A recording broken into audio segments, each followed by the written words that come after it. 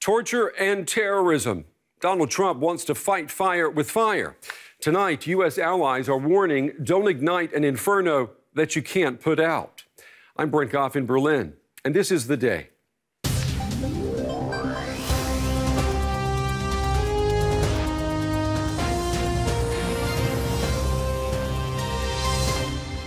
Well, I think that this would be a step backward, and I'm not alone in thinking that. Well, I think the director of the CIA has made it clear he's going to follow the law. We have a very clear position on torture. We do not sanction torture. We do not get involved with that, and that will continue to be our position. And torture's illegal, and torture's not legal. And we agree with it not being legal. That the path he's going down is wrong. It is not about our values as a country. I'm very concerned that we will lose the U.S. voice as a defender of human rights around the world. I am not afraid to speak frankly to a President of the United States. I am able to do that because we have that special relationship.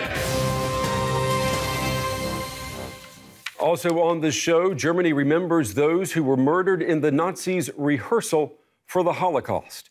That's coming up a little bit later. We begin the day with fighting fire with fire. U.S. President Trump says the best way to extinguish terrorism may be to do exactly what the terrorists do. In his first television interview since taking office, Trump said that he, quote, absolutely believes torture works. He said that includes the controversial and illegal practice of waterboarding.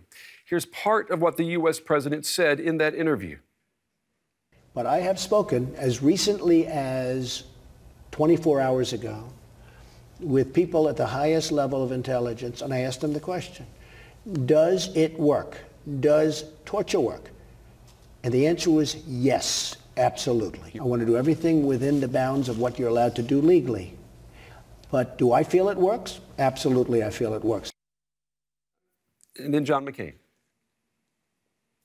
Well, the president went on to say that he will defer to the Pentagon and the CIA to determine what works best. But his comments reportedly caught his cabinet off guard and forced U.S. allies to publicly reiterate their opposition to torture. In Washington, leading Democrats and Republicans in Congress wasted no time with pushing back. Here's U.S. House Minority Leader Nancy Pelosi. Well, I think that this would be a step backward, and I'm not alone in thinking that. The path he's going down is wrong. It is not about our values as a country. And don't ask me, just ask John McCain. Well, U.S. Senator John McCain, he heard and he answered. The former prisoner of war and the Vietnam War veteran tweeted at the President of the United States, he can sign whatever executive orders he likes, but the law is the law. We're not bringing back torture. Well, I'm joined now at the big table by Fred Abrahams from Human Rights Watch. Fred, it's good to have you on the show. How do you read Trump's statements from last night? I mean, he believes that waterboarding works, but he says he's going to rely on his cabinet to determine if the policy should be reinstated. Well, I read them with great distress. Look, anybody who thought that Trump, the candidate, would be different from Trump, the president, has had a rude awakening. Mm-hmm. And he is now following through on things that he said throughout the campaign, including on the use of torture. In the campaign, though, he pulled back a little bit from, pushing to have this reinstated. But as you said last night, he came full on with that. What about the reports of Trump planning to lift the ban on CIA black site prisons? I mean, this is part of several programs that were stopped or restricted by President Obama. Right. Well, I have never seen from the U.S. administration, any administration, such a spate, a flurry of human rights problematic policies as we saw in the last 72 hours. Mm-hmm. Torture, now potentially black site CIA prisons, secret prisons where we know abuse took place, not to mention immigration, refugee rights, and women's rights. So there has been not just a single shot, but an automatic gunfire from this president, now making very clear he's going to pursue policies that are both ineffective and potentially against the law. What do you think is being given to him in terms of advice? Because we've had, a committee in Congress come out with its own report that says waterboarding torture does not work. I mean, the evidence is there. Do you think the president has been made aware of that, if he even knows that that exists? Well, he's increasingly showing that he does not heed what is said by science, what is said by experts, including national security experts. So it's true at times when he nominated his Defense Secretary, General Mattis, who said waterboarding and torture didn't work. Now he's backtracking a bit and saying potentially he's opened the door to accepting that it will. So I don't think this is someone who is necessarily listening to the experts, more listening to his gut and what he thinks the people want. In your opinion, is this a president who is simply hell-bent on undoing much of what his predecessor did, or is there a Trump doctrine emerging here? I think it's a bit of both. I think there's a natural reaction then to do everything, undo everything that his predecessor did. But I think there is also a certain doctrine which is table thumping. And rallying the crowds with some of our greatest fears that are not justified, including the fears of terrorism. The numbers of Americans that have died in the United States has been small. It's not, of course, it's an issue. Security is a critically important issue, but to then blame refugees, to blame foreigners, to blame Muslims is, in my view, very misguided. I mean, do you see a nexus here?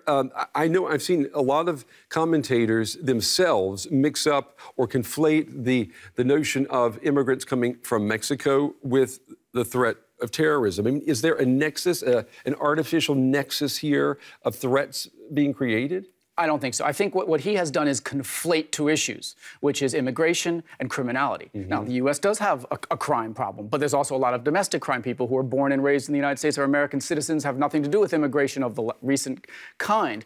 But he's used those issues of crime to now justify what we think is a very problematic immigration reform, which is going to harm potentially millions of people who are in the United States, legally or unlegally, could be affected by these policies. You know, your boss, Ken Roth, he said earlier today that he's afraid that Trump and his policies will result in losing the U.S. voice in the fight for human rights around the world. I heard him say that today, and it makes me wonder, how credible is that voice tonight? Well, it may come as no surprise. I don't disagree with my boss, but I actually believe it as well, which is there are two issues here. You know, one is the direct impact. What will these policies mean for people in the United States and around the world? Direct result of these policies. The other is opening the door for abusive behavior. What he does now makes it much more possible for other abusive states and dictators around the world. What is Russia going to say, China, Sisi and Egypt, when they say, well, at least with all of the faults of the Obama administration, and let's not say it was a human rights perfect scenario, at least the United States stood generally for human rights and democratization, rule of law around the world, and that is being lost minute by minute with this new administration. Usually when we have people from Human Rights Watch on the show, we're talking about the situation, you know, in maybe a third world country, a developing country. It's rare that we're talking about what's going on inside the United States. Is that reality changing, though? Is the United States going to become a country where human rights could be, if not systematically, at least on a regular basis, abused? Well, look, we've had problems in the past, you know, under the Obama administration, lack of transparent drone strikes and very problematic immigration laws. But under this new administration, we are seeing something new. You know, even my colleagues who have worked for decades covering Africa, they say, you see, now that you know what we've been battling. I don't want to say we're there yet because the U.S. has checks and balances that other countries do not enjoy. But are we facing a new situation regarding human rights in this administration? I say absolutely yes. All right, Fred Abrahams with Human Rights Watch. Fred, we appreciate you taking the time to be on the day. Thank you. Thank you very much. In one of his first executive actions, President Trump reinstated and widened the scope of what is dubbed the global gag rule. International NGOs that offer abortions or even information on abortion will not receive any form of U.S. government funding in the future. Now, here's how the White House justified that order.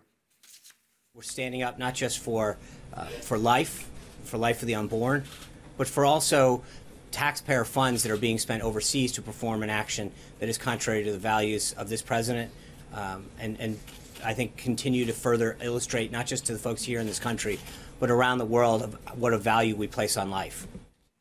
All right, that was the White House press secretary speaking there. Well, now the Netherlands has called for a global fund to try to plug the shortfall that's created or could be created by Trump's order. Lilian Pluman, the Minister for Foreign Trade and Development, spoke to DW earlier about the plans.